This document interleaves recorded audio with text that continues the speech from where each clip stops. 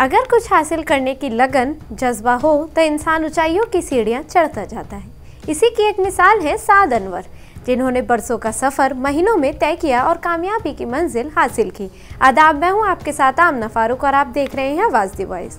जद्दा में मुकीम कारोबारी शख्सियत साद अनवर सबसे कम उम्र इन्वेस्टर और प्रीमियर रेजिडेंसी हासिल करने वाले नौजवान गैर मुल्कियों में से एक है। 24 बरस की उम्र में इन्वेस्टर लाइसेंस और फिर 2024 में 26 साल की उम्र में प्रीमियर रेजिडेंसी हासिल की। प्रीमियर रेजिडेंसी से गैर मुल्कियों के लिए अहम मौके के रास्ते खुले हैं, जो मकामी स्पॉन्सर के बगैर काम करने, कारोबार और रियल एस्टेट में सरमायाकारी की इजाज़त देती है। लखनऊ में पैदा होने वाले साद अनवर 4 बरस की उम्र में 2003 में वालिदैन के साथ सऊदी अरब आए।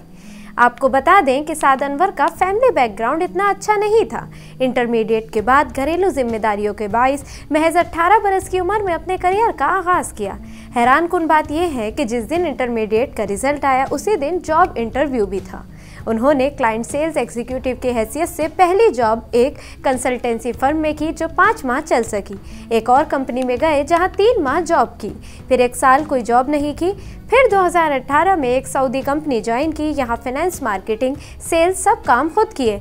2 साल बाद उसी कंपनी में 65% शेयर लिए और फिर 100% कंपनी हायर कर ली, जो कंपनी ऑपरेशन मैनेजर की हैसियत से ज्वाइन की। आज उसी कंपनी के वो CEO हैं।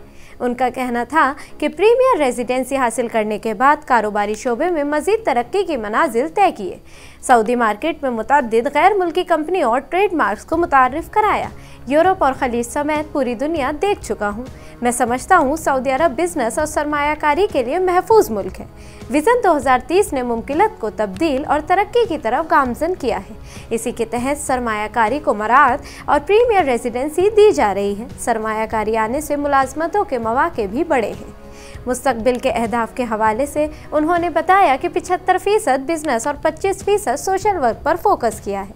इसके बाद 25% बिजनेस और 50% सोशल वर्क करना चाहूँगा।